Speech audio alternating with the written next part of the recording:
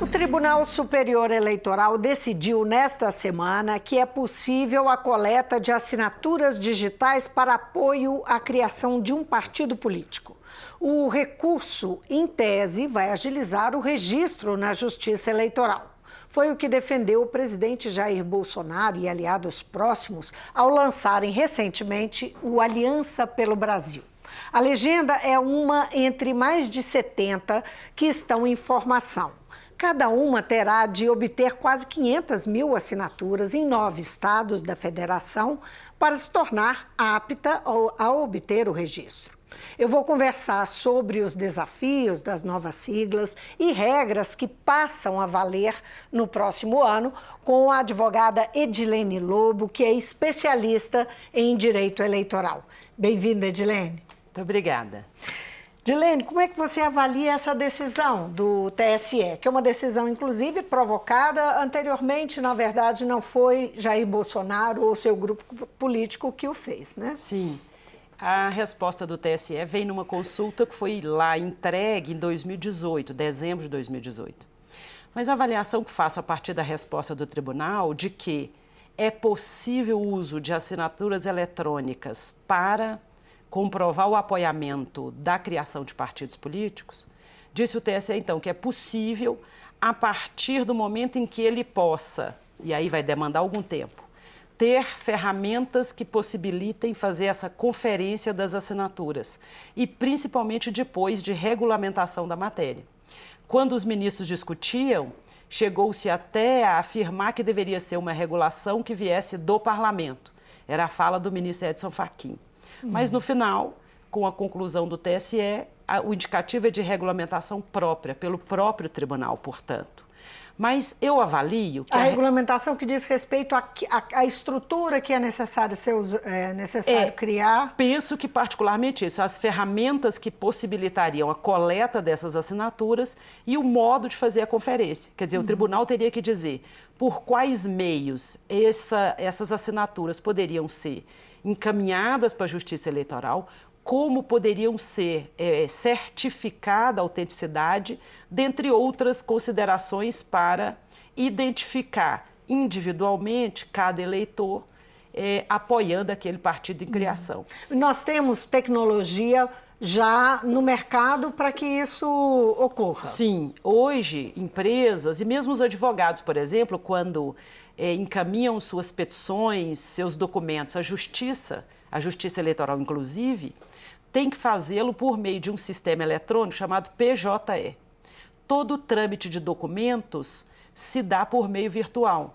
Inclusive, os advogados, para usarem o PJE, eles têm que se cadastrarem, tem que ter um registro, uma certificação digital para que aqueles sistemas reconheçam as respectivas assinaturas como autênticas. Então, assim, tecnologia para fazer a leitura automática eletrônica de assinaturas já existe, particularmente nesse campo que eu comentava. Claro que é um nicho voltado principalmente para alguns profissionais e para algumas empresas. Estima-se que apenas 3%, se muito, do eleitorado, considerando esses profissionais e empresas, teriam esse registro. Pois não, pode concluir. Então, portanto, tecnologia existe. A questão é como lançar a mão dessa tecnologia para o ambiente eletrônico da Justiça Eleitoral que pudesse integrar os vários milhões de eleitores no Brasil. Pois é, a biometria colabora com isso? Claro. Porque a biometria já está bastante avançada, isso. Não é? A biometria é essa captação dos dados dos eleitores eletronicamente. Não me consta que ela esteja numa extensão total do país, abarcando todos os eleitores. Mas na velocidade em que ela vai, eu imagino que daqui a muito pouco tempo todo o eleitorado brasileiro estaria já biometricamente identificado. Agora, a gente está falando de mundo virtual, não é? Isso mesmo. O mundo virtual, a gente tem visto que ele implica em riscos. Perfeitamente. Como é que você analisa essa possibilidade dos riscos em relação a esse tipo de certificação que tem que ser feita junto, no caso, à Justiça Eleitoral? Claro. Nós estamos falando de um avançar tecnológico quase que inexorável. Quer dizer, a humanidade, me parece, caminha para o mundo virtual fazendo parte da vida cotidiana. Quer dizer, hoje nós já fruímos amplamente das facilidades tecnológicas. É claro que, tal qual no mundo físico, é perfeitamente possível as fraudes, não é? Então, olhando pelo lado da facilidade, é verdade que nós deixaríamos o modo de operar, digamos assim, analógico, nesse caso específico da conferência de assinaturas, e poderíamos ganhar velocidade, e poderíamos talvez ganhar, eu diria que nessa preocupação com a celeridade, ganhar muito mais tempo para a própria justiça eleitoral, o que aparentemente economizaria, poderia significar uma redução de custos. Os riscos, me parece, sem ignorar o aspecto da fraude, quer dizer, ele já está no cenário, é possível a fraude. Se no mundo físico é possível, no mundo virtual, da mesma maneira. A questão que mais me preocupa quando nós falamos no ambiente político, no ambiente democrático, é que essa virtualização impeça o sujeito, o cidadão, de saber exatamente do que ele está tratando e o que ele está fazendo. Nós já sabemos que, lamentavelmente, tem crescido a manipulação das pessoas a partir da tecnologia nas eleições. A eleição americana do Trump, por exemplo, é um indicativo claro, né? Há muitas pesquisas e já várias passagens e comprovações dessas fraudes atestadas. Então, qual é o risco? O risco é despersonalizar a participação das pessoas na vida política. É desumanizar o ambiente que deve ser de interação por excelência. É principalmente afastar o sujeito de uma compreensão exata do que ele está fazendo, o que implica na vida dele e dos outros, por exemplo, a criação de um partido, a escolha de uma proposta para conduzir a administração pública, para gerir os interesses do mundo coletivo, o que você está dizendo, mas aí eu fico pensando no seguinte, quando as pessoas assinam nos 9 estados, pelo menos. Né? Essas 500 mil assinaturas que ocorrem de forma analógica, né? Que física, no papel, digamos, física, né? E depois é processada de forma analógica. Será que as pessoas fazem isso também com consciência? Com essa percepção do que elas estão fazendo? Bom, é claro, e eu imagino que não. Você não poderia afirmar que todas as pessoas que assinaram uma lista o fizeram com convicção, com conhecimento, conhecendo o estatuto, por exemplo, daquele partido que vai ser criado, etc. Mas há um aspecto dessa interação social que, mesmo que a pessoa não tenha pleno conhecimento do que ela faz, o contato com o outro, a convivência com o ambiente múltiplo, a convivência, inclusive, com ideias diferentes, isso é oportunizado por esse contato humano. Quando nós falamos da virtualização, o risco é que as pessoas, e agora falamos das bolhas pela rede, né? O risco é que as pessoas aprisionadas nas suas bolhas não consigam relacionar-se com o diferente, não consigam compreender outros olhares, outras opiniões, na fila para assinar um documento, trocar uma opinião, mudar de ideia, enriquecer suas próprias ideias. Esse que me parece o risco e o grande prejuízo, não é? Essa ausência de contato humano, de vida gregária, da qual a democracia se alimenta. Uma democracia precisa disso. Eu, aliás, conheço um autor italiano muito interessante, chama Stefano Rodotà, e ele diz que uma democracia a um clique é algo que não se apresenta seguro ou interessante para a humanidade. Quer dizer, a democracia é um clique e a demagogia, não é? E pode levar o indivíduo a não saber exatamente o que ele está fazendo, com quem e por quê.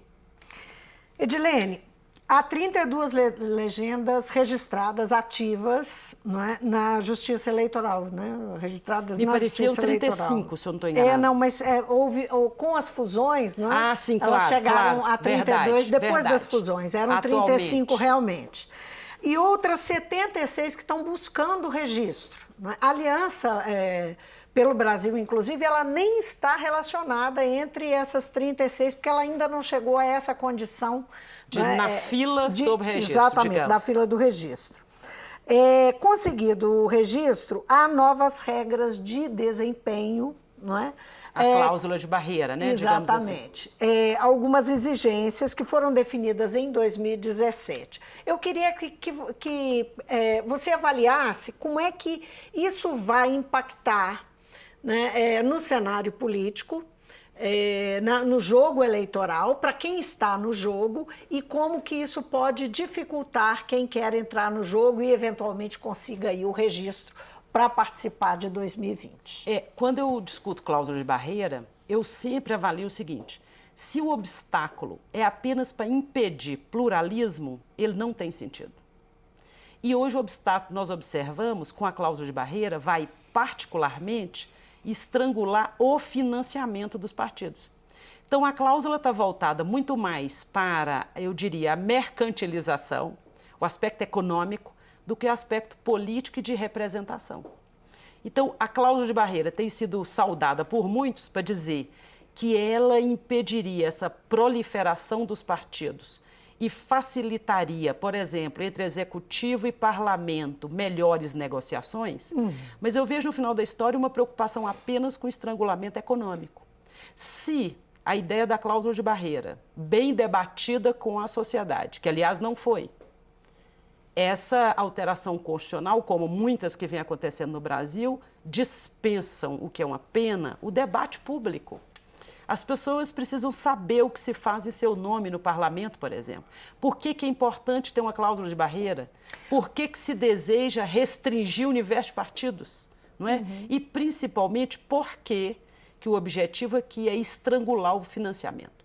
Nessa linha, nós teríamos, por exemplo, grupos ideológicos interessantes que poderiam trazer aportes para o diálogo público, que não necessariamente são os nanicos, porque a justificativa da cláusula é que se inibiria os nanicos. Mas tem partidos pequenos com posição ideológica que não é legenda de aluguel. Pois é, justamente. Eu estava querendo aqueles que são chamados de nanicos, não é? Porque tem outros nanicos que não têm o caráter nanico, que é aquele que tem, o partido tem dono. Sim, e que pode até ter número de eleitores, mas que não necessariamente trabalha o assunto democracia partidária. Então, a cláusula de barreira, como posta, ela estrangula o financiamento. Então, assim, nós estamos falando no que exatamente? Nós estamos falando da financeirização do mundo político. Então, você não acredita que o negócio partido possa ser barrado pela cláusula de barreira? Bom, num primeiro momento, pode até ser que iniba. Mas o que eu quero dizer é que a cláusula como posta, ela mantém o grande sempre grande, não necessariamente ideológico, não necessariamente acorde com os interesses da sociedade e impede que pequenas legendas ideológicas, com posições, com propostas, cresçam. Rapidamente, só para explicar como é que funciona a cláusula, não precisamos nos deter, ela é progressiva, isso. Não é isso? Mas ela impõe aí, tem que ter uma representação no Congresso, um número mínimo de votos, mínimo de votos, representantes eleitos e de abrangência esses votos pelo país, para que as pessoas tenham, para que os partidos tenham participação no fundo público, no fundo partidário. E tem também o eleitoral, né? Claro. Sim, o eleitoral também tem lá os percentuais de participação de acordo com essa representação. Com o número de votos, etc. E então, no ponto alto, que a cláusula vem dizendo que os partidos, se não tiverem se não superarem a barreira, não têm acesso ao financiamento a partir do fundo partidário e que não teria espaço na propaganda. Eu diria, e quero avisar, lamentavelmente, que já não existe mais propaganda partidária, aquela fora do período eleitoral. Então, assim, o que a propaganda oportunizava, que era pelo menos o conhecimento das pessoas sobre o que aqueles partidos tinham que apresentar, inclusive antes da extinção desse dispositivo da lei dos partidos, vinha se obrigando partidos a apresentar as mulheres na propaganda, a trazer propostas para a inclusão das mulheres na política, a propaganda já desapareceu. Você falou em democracia partidária. O que nesse bojo aí,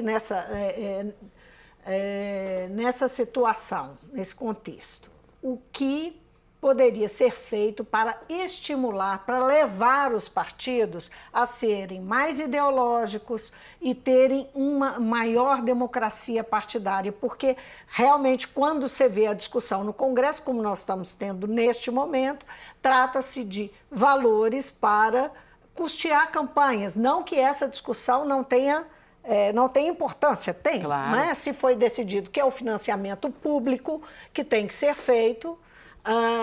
Já que está proibido o financiamento, por exemplo, por pessoas jurídicas, isso, né? As empresas não podem financiar, então vamos ver quanto que vai ser, quanto precisa, claro, e tal.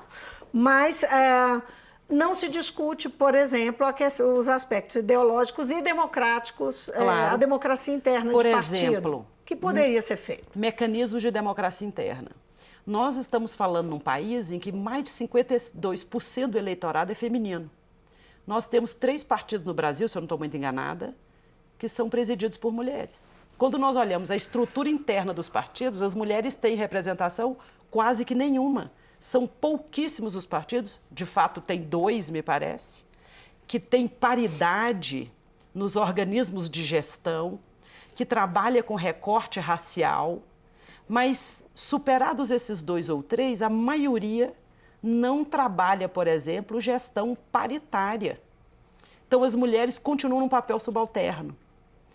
Eu diria mais, a juventude, há partidos, poucos, devo dizer, que tem o recorte, por exemplo, de inclusão de juventude, de negros, etc. Outros não têm. Então, quando nós falamos dessa realidade, dessa sociedade multifacetada que é a brasileira, a gestão partidária tinha que refleti-la. A gestão partidária também não tem um problema em relação a dinheiro?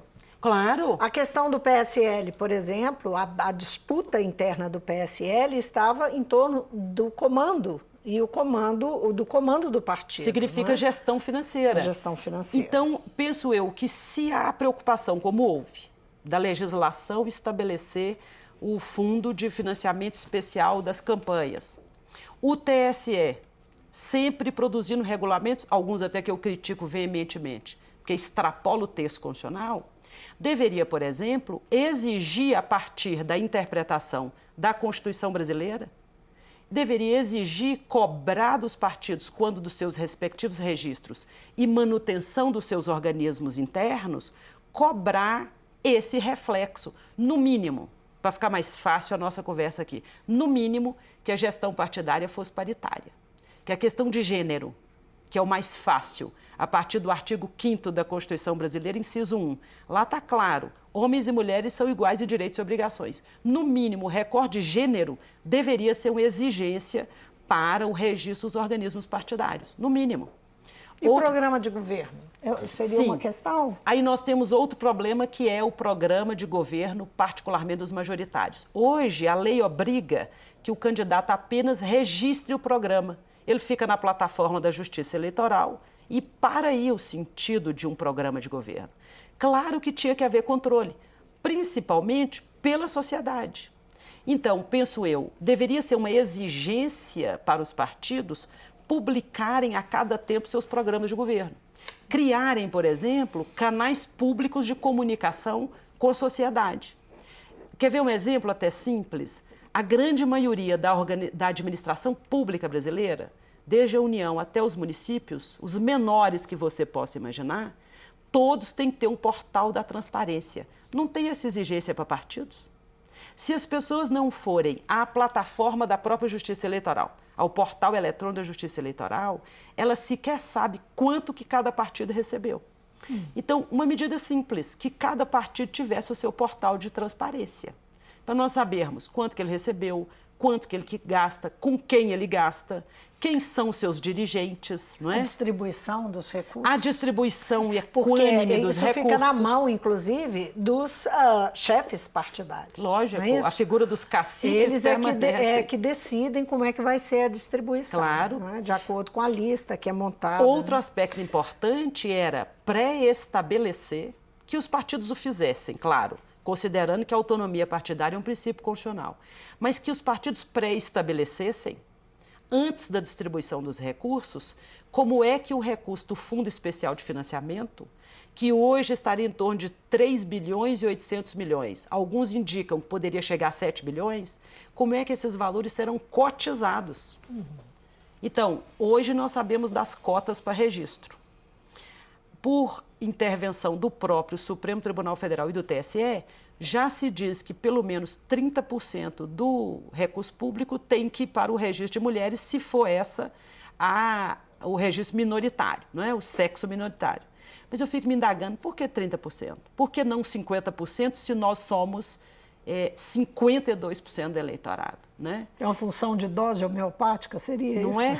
Mas que cristaliza a desigualdade. Porque quando, perdão, só para concluir, quando nós falamos em diferença, a diferença é bem-vinda, o mundo é diferente, o mundo é diverso. O que nós não podemos tolerar e achar que é normal é a desigualdade. A distribuição de recursos públicos para os partidos e, a partir daí, com os seus candidatos, ela é desigual. E é preciso intervir nessa realidade, é preciso combater isso, para conferir alguma democracia interna aos partidos políticos. Edilene, vamos passar para um assunto, o nosso último assunto, porque Sim. Nosso tempo está acabando, claro, nós claro. temos que... É sempre um prazer estar aqui falando dessas coisas tão interessantes. A partir do ano que vem, os partidos não vão poder mais se coligar para as disputas proporcionais. Então, Perfeito. Vereador, não vai poder mais o DEM se juntar ao PP, se juntar ao Cidadania e tal, fazer uma chapa para eleger os vereadores. Eu queria que você analisasse para nós as consequências dessa novidade, porque isso muda muito o jogo. Com certeza. Não é? E como muda e o que a gente espera daí? O eleitor ganha com isso? Como é que você percebe? Bom, eu vejo que o que levou a chegar a esse momento em que nós estamos tratando de proibição expressa de coligações para as eleições municipais, aparentemente seria o fato de que coligações artificializariam a aprovação, por exemplo, dos candidatos, artificializariam a vontade popular. Ao se fazer coligações, naquela massa de partidos e candidatos, não se saberia bem quem corresponde a qual partido. Esse seria, no primeiro momento, uma justificativa.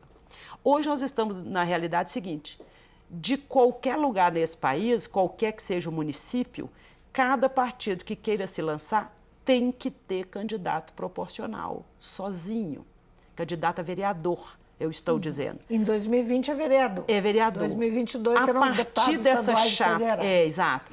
Pode ser que para as eleições próximas, gerais, essa regra nem valha, porque o teste é eleição municipal. Aliás, eu registro sempre, o teste sempre se faz com as eleições municipais. Né? Pode desagradar, né, o mundo político e haver mudança pelo Congresso. Sem dúvida. Mas, enfim, termina o seu raciocínio. Mas, então, voltando ao tema, cada partido que queira disputar a Câmara de Vereadores vai ter que ter candidato, inclusive respeitando a cota de gênero.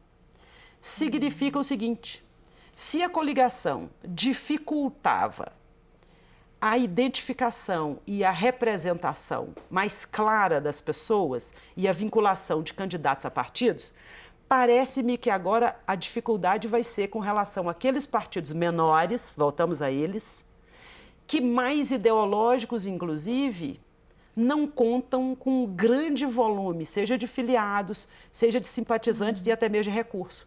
O que eu vejo nesse cenário? O maior tende a ficar ainda maior e os menores tendem a desaparecer.